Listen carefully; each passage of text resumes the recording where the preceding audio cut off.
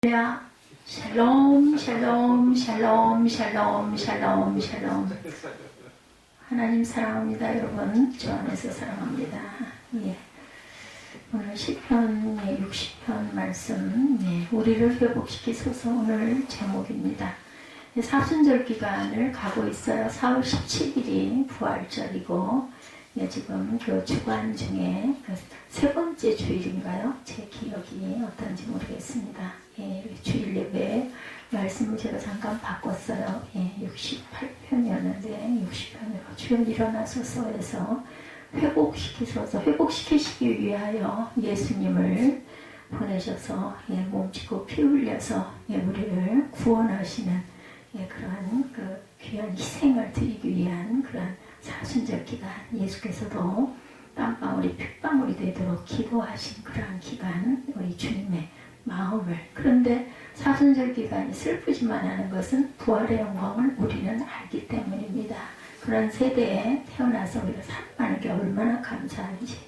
일부 예배 때도 잠깐 우리 예수 전사님 간증을 하셨지만, 하나님의 은혜가 참 엄청나요. 우리는 알지 못하는 걸. 이렇게 부활의 영광이 있는 걸 아니까 이 슬픔도 그 기쁨으로 우리가 그 사순절 기간이 어둡고 암울하지만 않은 것처럼, 주님을 믿는 믿음이 있다 보면 어떠한 시련과 고난이 온다 하더라도 우리는 기쁠 수 있습니다. 여기 중국 가정교회 이야기가 잠깐 있어서 제가 발췌를 하면서 저도 마음에 그런 기쁨을, 정말 마음에 하나님이 주시는 감동이 있다 보니까 너무나 감사한 마음이 들어요. 누가 알겠습니까? 저같이 예지 생각을 잠깐 하다가 그래서 그 자식이 좀 정신을 좀 차려줬으면 하는 마음이 들다가 하나님이 문득 제게 마음을 주시더라고요. 너 같은 자도 내가 목사로 썼는데 그 녀석이 아직 젊고, 그리고 건강 하나님이 주시겠죠. 그리고 바울 같은 경우에도 몸에 그죠 가시가 있었어요. 또 보니까 고은 목사님도 그런 글을 올려놓으신 게 있더라고요. 그리고 또 오누리교회 하영정 목사님 돌아가셨잖아요. 그 목사님도 건강에 엄청난 고통을 겪으면서 그렇기 때문에 오직 하나님만 의지하고 오늘이 마지막 날처럼 그렇게 열심히, 그래서 오늘이 교회가 그렇게 부흥을 했다라는 이야기를 제가 읽었습니다. 저는 그냥 읽을 수밖에 없죠. 고 목사님 역시도 성도님들이, 그 나이 드신 권사님들이 울면서 기도하면서 나 데려가시고 우리 목사님 살려놔달라고 그렇게 울면서 기도해서 오랫동안 지금도 아직 살아계신 걸로 제가 아는데 정확하게는 잘 모르겠습니다. 중국 가정교회도 그러한 그 내용이 있더라고요. 어느 교회나 고난과 아픔과 시련이 없는, 사단의 공격이 없는 교회가 없습니다. 그런데 사단의 권세는 당연히 이기죠. 이 교회가 천국 열쇠를 주셨지 않습니까? 저희 교회도, 선생님 세비교회도 마찬가지일 것입니다. 중국 가정교회는 엄청난 고난과 박해를 받은 교회들입니다. 미국에 어떤 들리셨던 그 목회자님이 올려놓으신 글인데, 중국 가정교회 지도자가 집회에서 했던 이야기를 그 감동으로 적어 놓으셨어요. 중국의 공산 정권이 무너져 중국 가정교회 그 교인들이 자유롭게 살 수 있게 해달라고 기도하지 말아달라고 했다는 거예요. 그분이 오히려 어떤 박해도 견뎌낼 수 있는 힘을 주시도록 기도해달라고 했습니다. 우리가 세상에 살면서 아무리 많은 걸 가진 사람이라 할지라도 그냥 그것이 전혀 염려 문제가 없는 사람은 없어요. 그죠? 그렇기 때문에 또 아이고 넘어갔네 하고 나면 또 어떤 일들이 또 밀려옵니다. 바닷가에 가면은 바다가 흐르지 않아요. 그러다가 가끔 폭발이 일기도 하고 끊임없이 밀려가요. 밀려가지 않으면은 썩은 웅덩이가 되고 말죠. 밀려가야 깨끗하게 바다가 뒤집어지기도 하고 파도를 만나기도 하고 해일이 일기도 하고 하면서 바다가 정화가 되는 것처럼 우리가 그것을 극복하고 이기게 해달라는 기도가 정말로 필요하다. 제가 이번에 우리 집사님 한 분으로 인한 그런 파도를 타면서 정말 힘들었어요. 그 파도를. 저는 아직 약한 사람이잖아요. 건강도 약하고 영적으로도 아주 부족한 그런 사람인데 웬 은혜인지 웬 사랑인지 하나님이 이렇게 부족한 사람을 이렇게라도 세워놓지 않으면 하나님의 나라가 임할 수가 없었던 것 같아요. 제 안에. 그래서 이 자리에 세워놓으시고 또한 이 교회를 지키게 하시고 새벽마다 예배하게 하시고 그렇게 깨워주시고 제가 요즘에 잠을 잘 자요. 한번 자면 한 3시간 이상도 자고 깜짝도 놀라서 눈 뜨는 것도 좀 많이 줄어들었어요. 때로는 우리 전도사님 모셔가지고 제가 낑낑거리면서 일어날 때도 있습니다. 만약에 우리 전도사님이 아닌 다른 성도들이 그 시간에 온다면 아마 뭐 눈을 뜨고 앉아서라도 기다리겠죠. 근데 믿는 구석이 있으니까 내가 이렇게 약해졌구나 하는 생각을 합니다. 그것도 하나님의 은혜죠. 어떤 밖에도 견뎌낼 수 있는 힘을 주시도록 기도해달라. 사람들이 하나님이 함께 계심을 알고 하나님의 사랑과 권능을 드러낼 수 있도록 기도해달라고 부탁을 했다고 그래요. 그 지도자는요, 중국 가정교회 고난이 하나님의 훈련 프로그램이다 라는 걸 이해했다라는 거예요. 그분이.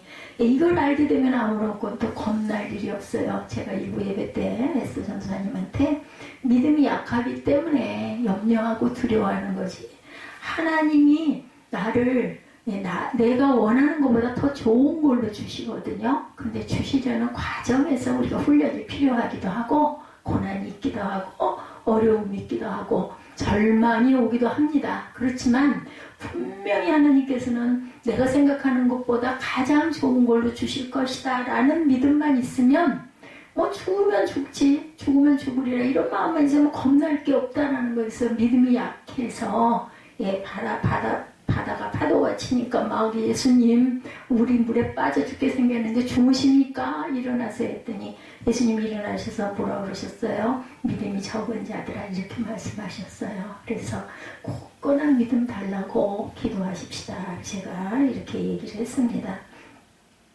그래서 그분의 말씀이 프로그램이 이해됐다 하면서 주님은 우리가 무슬림, 불교도, 힌두교도의 세계에 가기에 적합하도록 철저히 다듬으셨다 이렇게 말씀하시더랍니다. 맞습니다. 이슬람이나 불교나 힌두교 세계의 어떤 나라도 일찍이 중국에서 경험한 시련과 고통 이상의 것을 가지는 않을 것이다. 그분이 그런 말씀을 하셨다고 그래요. 기껏 해봤댔자 죽이기밖에 더 하겠는가. 그런 배짱을 가지면 우리 마지막 가정의 생명인데 죽이면 천국이고 안 그러면 또 여기서 내가 사명 감당하는 것이고 이런 마음, 이런 배짱, 이런 그 마음으로 있으면 영광스러운 주님 앞으로 들려 올라가 영원히 거한다는 그 의미 내가 주고받댔자 이것이 진정한 신앙의 힘입니다. 제가 참 은혜를 받았어요. 그러면서 제 마음에도 온 것이 내가 고난을 받는다 할지라도 어려움이 있다 할지라도 하나님은 반드시 분명히 좋은 열매를 주실 것이다. 도대체 이 교회를 이렇게 설립하신 그 이유가 무엇인가. 때로는 가끔은 마음에 혼동이 올 때가 있습니다. 그렇게 부흥이 되지도 않고 10년 이상을 이렇게 이 자리에서 그런데 이렇게 이 자리에 이렇게 있을 수 있게 해주시는 애 또한 감사하죠. 이게 사람의 힘으로는 이럴 수가 없는 겁니다. 시편 60편에는 요압이 돌아와 에돔을 소금골짜기에서 쳐서 12,000명을 죽인 때라고 아까 제가 읽어드렸어요. 시편 60편 제 성경에는 그렇게 나와 있어요. 파란색 글씨로 따르게 나와 있더라고요. 엄청난 승리를 거둔 사건이죠. 소금골짜기. 이 골짜기가 아골골짜기 아닌가요? 소금골짜기가 저는 그렇게 알고 있는데 맞나요? 신학을 깊이 하시는 분들이 계시니까 제가 여쭤봅니다. 저는 나중에 찾아보면 알겠지만 아골골짜기가 소금골짜기가 아닐까. 엄청난 승리를 했죠. 사무엘하 8장 13절 역대상 18장 11절에 에돔을 정복한 승리의 사건이 기록되어 있어요. 분명히 이스라엘의 대승이었다 이렇게 기록이 되어 있습니다. 10장 1절에 제가 제목으로 잡았는데 우리를 회복시키소서 이렇게 말씀이 나와 있죠. 어떻게 회복을 시킬까요? 하나님이 이스라엘을 버려서 흩으시고 분노하신 이유 그들의 죄 때문이었죠. 그러므로 자신들의 죄를 자복하고 하나님께 돌아와 그분의 명령에 순종할 때 다시 회복시켜 주신다. 어떤 사건이 일어나고 나면 반드시 거둬주는 열매가 있습니다. 집을 떠나 있어 보니 가정의 엄청 소중함도 알게 되고 그죠? 그 사람이 있어서 내가 정말 안락하게 있었다 이런 고백도 있었습니다. 이런 거를 떠나 있지 않으면 모를 때도 있어요. 떠나 있어도 뭐 네가 가거나 말거나 내가 무슨 상관이야, 나는 잘 살고 잘 먹고 있어, 이렇게 되면은 회복이 되질 않는 거죠. 그런 내가 부족했고 내가 교만했구나 이런 회복하기 위한 고백이 반드시 회개가 있어야 합니다. 신명기 30장 1절에서 10절에 보면요, 내가 내게 짐술한 모든 복과 저주를 내게 임함으로 야훼께로 돌아와 내가 오늘 내게 명령한 것을 온전히 따라 마음을 다하고 뜻을 다하여 야훼의 말씀을 청종하면 너를 다시 기뻐하사 내게 복을 주시리라, 이렇게 말씀하고 이렇게 회복을 주시겠다는 거죠. 4절에 보니까 주를 경외하는 자에게 깃발을 주신다 이렇게 말씀하고 있어요. 깃발이 뭘까요? 주를 경외하는 자란 하나님의 명령을 지키는 자를 말하죠. 전도서 12장 13절에. 따라서 본절에서는 하나님의 말씀을 지키는 자에게 승리의 깃발을 휘날리게 해주신다. 레위기 26장 7, 8절입니다. 너희 원수들을 쫓으리니 그들이 너희 앞에서 칼에 엎드러질 것이라. 또 너희 5이 100을 쫓고 너희 100이 만을 쫓으리니 너희 대적들이 너희 앞에서 칼에 엎드러질 것이다. 신명기 28장 7절에도 야훼께서 너를 대적하기 위해 일어난 적군들을 내 앞에서 패하게 하시리라. 그들이 한 길로 너를 치러 들어왔으나, 이게 너무 유명한 말씀이죠. 7길로 도망하리라 이렇게 말씀하세요. 깃발을 주신다는 거, 승리를 하게 해주신다라는 말씀이라는 거. 60편의 중요한 구절 제가 길지 않아서 말씀드렸습니다. 다윗을 죽이려고 했던 사울 왕이 전사하고 다윗은 이스라엘 왕으로 추대가 됩니다. 이스라엘 대승 이 기록 뒤에 보면 주의 블레셋, 모압, 소바, 아람, 암몬, 아말렉, 에돔 이런 나라들 하나로 복속을 시켜가지고 이제 다윗이 한 남유다에서 전체 이스라엘을 통합하는 그런 왕이 되죠. 이스라엘 그 민족의 전성기 시편 60편은 바로 에돔을 정복했던 다윗이 지어졌던 시. 근데 시편 60편의 분위기가 의외입니다. 승리의 기쁨과는 거리가 먼 패배의 낙심과 절망 속에서 드리는 가음과 탄식으로 가득 차 있어요. 1절과 5절을 봅니다. 하나님 주님께서 우리를 내버리시고 흩으시고 우리에게 노하셨으나 이제는 우리를 회복시켜 주옵소서 하죠. 5절에 보면 주님의 오른손을 내미셔서 주님께서 사랑하시는 사람을 구원하여 주옵소서, 우리에게 응답해 주옵소서. 주께서 사랑하는 자를 건지시기 위하여 주의 오른손으로 구원하시고 응답하소서 말씀합니다. 1만 2천 명을 몰살시켰던 에돔과 역사적 승리는 저절로 일어난 게 아니에요. 제가 늘 느끼는 게 이렇게 수영하면서 엄청 힘이 들어요. 엄청 한 30바퀴 정도, 그러니까 제가 세는 거를 이제 4개씩 10번을 4개 왕복으로 그렇게 해서 10번을 하면서 어제는 반만 하고 와야지 하고 왔는데 가면 그렇게 되지가 않죠. 그래서 4씩 왕복 4씩 해가지고 10번을 세고 거기다가 덤으로 한 3-4번 더 하고 내가 끝나리라. 어제 제가 잘못 쉬었는지 엄청 빨리 끝났더라고요. 그래서 여유 있게 끝을 냈습니다. 그 토요일 날은 시간이 조금 여유가 있죠. 평일 날은 1시간 50분 안에 모든 걸 다 해야 되는데, 그러면서 느낀 거, 건강을 위해서 안 가고 싶어서 그냥 어떻게든 안 가고 싶은 마음이 있는데도 또 때가 되면은 그래도 가야지, 다녀와야 또 힘이 나고 정신이 맑아지고 말짱해지지, 이런 게 기대 때문에 제가 가게 되잖아요. 제가 무슨 말씀을 드리려고 하냐면, 어떤 분야든지 무엇을 하시든지, 가정에서 하다못해 음식 하나를 만들어도 수고하고 애를 써야 맛있는 음식, 그게 우리가 먹을 수 있고 내 가족이 먹을 수 있는 것처럼 공부를 하는 것도 마찬가지고요, 사역을 하는 것도 마찬가지고, 무엇을 하든 고난과 어려움이 없이 이루어지는 건 없다라는 거. 그런, 정말 나 그냥 편하고 아무것도 안 하고 싶어이면은 어디 가면 돌아가면, 그죠? 그래서 공동묘지에 가면 아무런 불만이 없다, 이런 이야기들이 있지 않습니까? 수행했던 여러 전쟁 중에 가장 힘들고 오래 걸린 전쟁, 북쪽에 살던 암몬과 아람 동맹군과의 전쟁 2년이 걸렸다고 그래요. 근데 이처럼 다윗의 모든 군대가 북쪽에 있는 틈을 타서 이스라엘 남쪽에 있는 에돔이 침공을 해왔어요. 그로 인해서 이스라엘 남부 지역이 크게 무너집니다. 게다가 이스라엘 동쪽 모압과 서쪽의 블레셋까지 공격할 태세를 갖추고 있습니다. 다윗이 금지에 몰리죠. 한순간에 무너질 위기에 처한 거예요. 전쟁은 누구에게? 하나님께 있습니다. 인간의 역사, 예, 저는 그냥 기도할 때 생사화복, 만물에 생명을 주관하시는 하나님 이렇게 기도합니다. 어려운 일, 힘든 일, 전쟁도 어떠한 상황도 모두 다 결과적으로는 하나님이 하시는 거죠.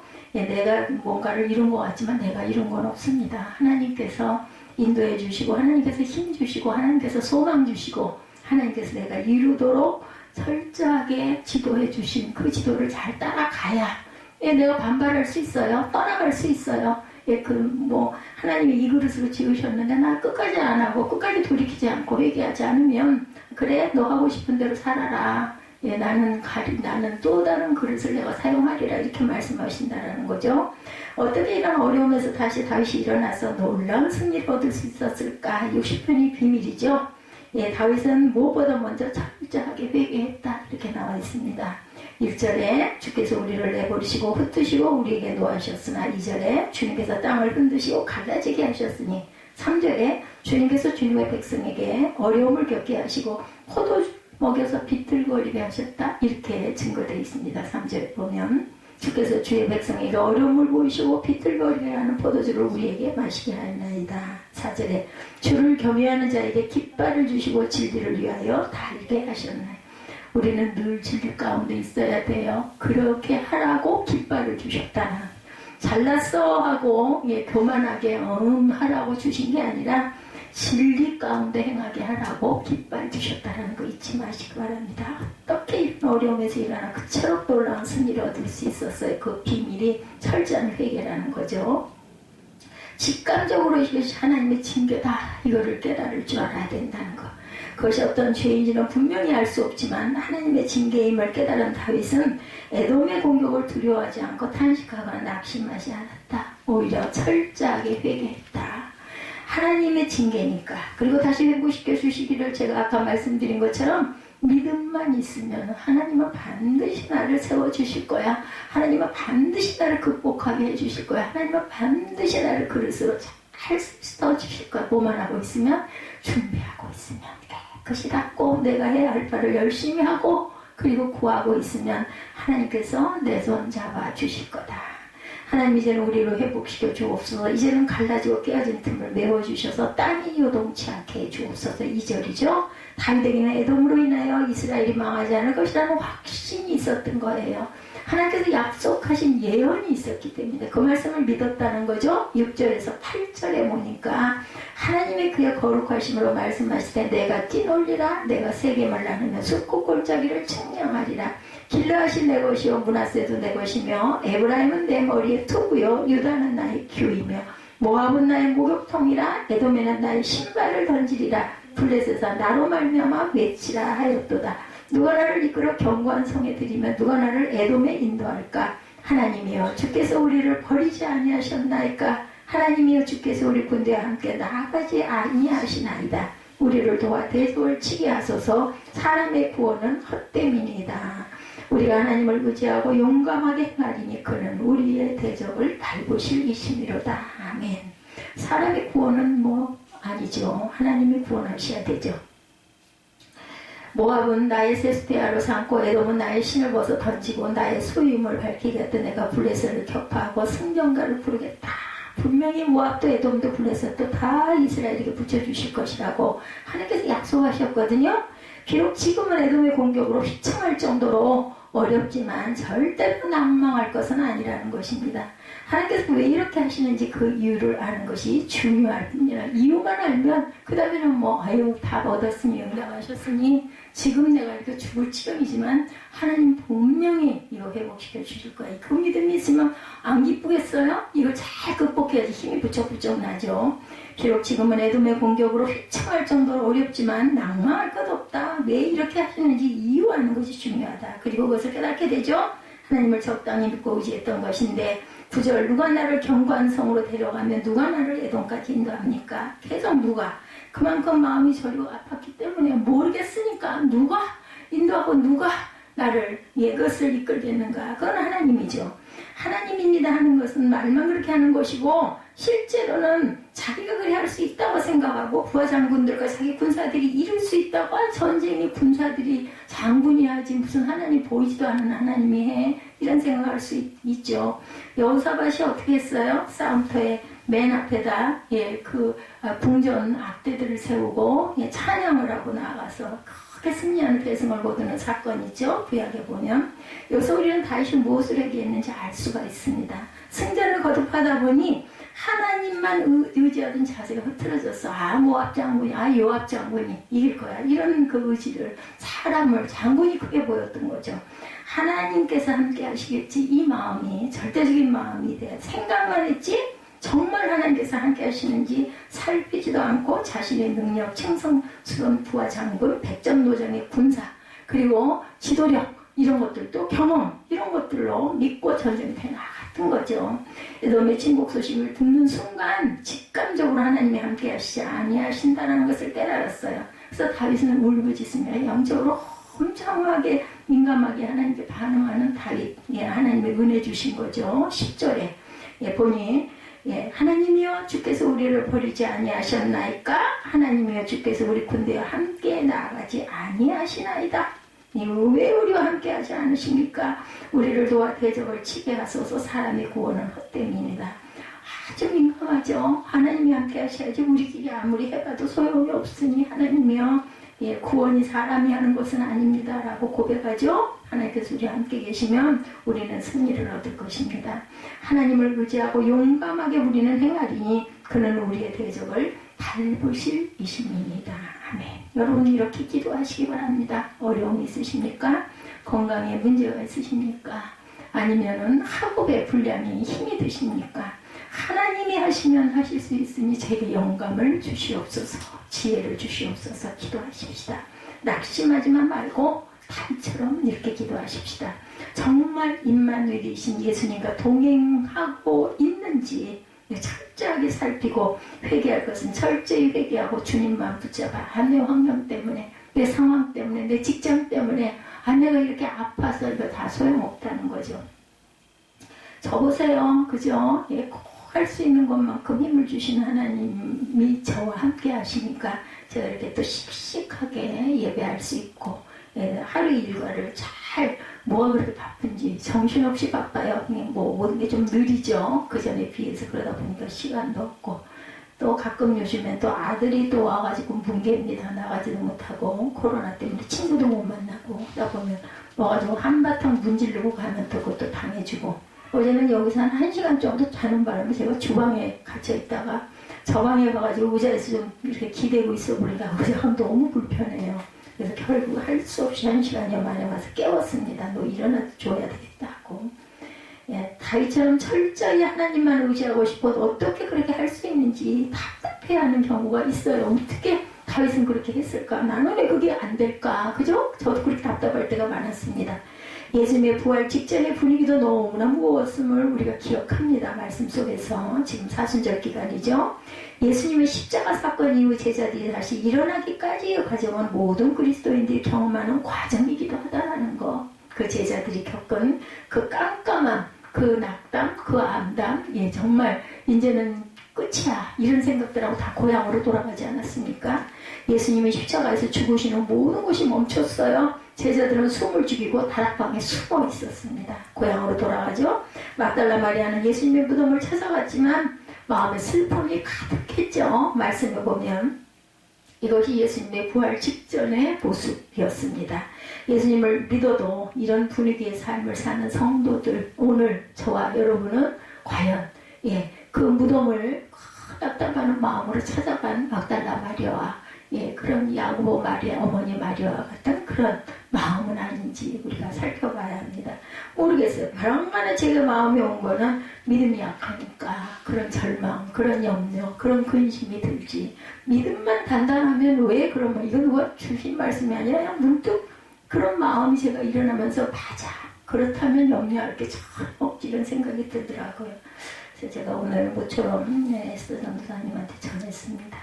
그 공장을 짓는 문제, 이렇게 잘 놓고 우리 함께 기도하십시다. 변화가 일어날 겁니다.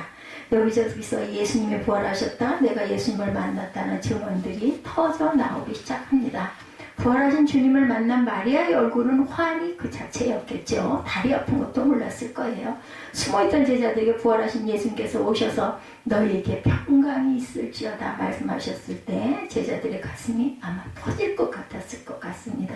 부활의 주님을 만난 사람은 인생이 완전히 변화되었어요. 여러분들 살아서 천국을 만나실 수 있죠? 예, 꼭 죽어서 천국에 가는 것만이 아니라 여러분들 살아서 일상 속에서 천국을 이루시기 바랍니다. 그런 사람이 돌아가면 천국 갑니다. 당연히.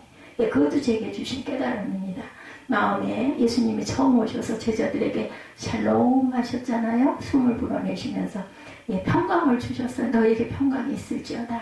여러분 그것을 믿으시고 여러분 마음 안에 평강의 마음을 가지시도록 삶 속에서 생활 속에서 열심히 훈련하고 노력하시기 바랍니다. 그러면 정말 여러분의 마음에 참 평강이 임할 때 내가 그것을 가지고 끝까지 지키고 가시면 천국에 입성하실 줄 믿습니다. 예수님은 살아계시더라. 예수님은 부활의 주님이시다. 들어본 수준에 있는 그리스도인들이 많아요. 그러나 만나본 것이 아닌 거죠. 부활의 주님을 만난 제자들은 마음이 터질 것까지 뜨거웠지만 아직 기다려야 했어요. 근데 뭐야?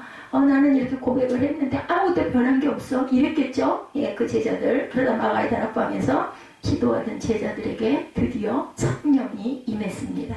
제자들뿐만 아니라 온 예루살렘이 발칵 뒤집어집니다. 이젠 불신자들도 놀라운 일이 일어났음을 소문으로 듣고 알게 되죠. 개인이 주님의 그 부활의 주님을 만난 것 정도가 아니라 교회가 성령 충만을 받은 일이 주님의 계획이었어요. 교회가 뒤집어졌습니다. 그렇게 되면 교회 주위가 주님을 알게 되겠죠. 소문이 나고 세빛교회에 성령이 임하셨다는 것은 주님 주변 상가나 주민들이 알아야 진짜라는 것입니다. 교회에 성령이 임하였다고 해서 아직 끝이 아니죠. 오순절 성령 강림 후에 예루살렘은 들끓었지만 전 세계는 아주 조용했습니다. 요엘 선지자에게 주신 하나님의 예언은 아직 이루어지지 않았다. 요엘 2장 28, 9절 잘 하시는 말씀이죠. 그 후에 내가 내 영을 만민에게 부어주리니 너희 자녀들이 장래일을 말할 것이며 늙은이는 꿈을 꾸며 너희 젊은이는 환상을 볼 것이며 그때 내가 또 내 영을 남종과 여종이 부어줄 것이며 이렇게 말합니다. 지난 2000여 년이 넘는 동안 이 예언의 성취 과정 이렇게 왔어요. 성령의 역사는 전 세계로 퍼져나가고 있습니다. 지금 한국교회도 아주 위기의 그러한 시대를 갖고 있지만 다시 일어날 수 있을까요? 아멘입니다. 다시 일어나야죠. 다시 회개의 영이 임하고 다시 남과 북이 통일이 되면 북한 땅에 교회들이 세워지고 많은 기도와 찬양과 감사와 환송과 이런 날이 반드시 올 줄 믿습니다. 그때를 우리가 모르지만 열심히 기도하고 바라보면 이루어집니다. 성경의 예언에 비추어 세계 역사를 볼 줄 알아야 합니다. 우리는 세계로 퍼져가는 성령의 역사를 주목해야 합니다. 성경은 마지막 대부흥이 있을 것이라고 예언하고 있죠. 그래야 앞으로 이루어질 일이 눈앞에 보입니다. 땅 끝까지 복음이 전해져야 되고 만민에게 성령이 부어지고 예수님께서 그때 다시 오시죠. 여러분은 어느 단계에 계십니까? 아까 제가 마라나타 찬양을 마지막으로 했죠. 주 예수여 오시옵소서. 하나님의 계획은 우리가 임마누엘이신 주님을 더 깊이 풍성히 알게 되는 거예요. 여러분은 그 약속의 성취에 어느 단계쯤에 있을 뿐이라는 거죠. 그 자리에 머물지 말고 앞으로 나아가십시다. 한 자리에 머물러 있으니까 쓰러지고 실패가 오고 좌절이 오는 것이죠. 아까 우리 윤정 집사님 그 감사의 제목이 많아지게 해달라고 대표 기도하셨잖아요. 그 기도 제가 들으면서 마음에 감동이 불쏘 같은 마음이 있어요. 한번 적어보세요. 한번 시간을 내셔서 또 조금 쉬실 시간이기도 하니 조그만 노트를 하나 만드셔가지고 날짜를 쓰시고 오늘 감사할 제목은 뭐였나.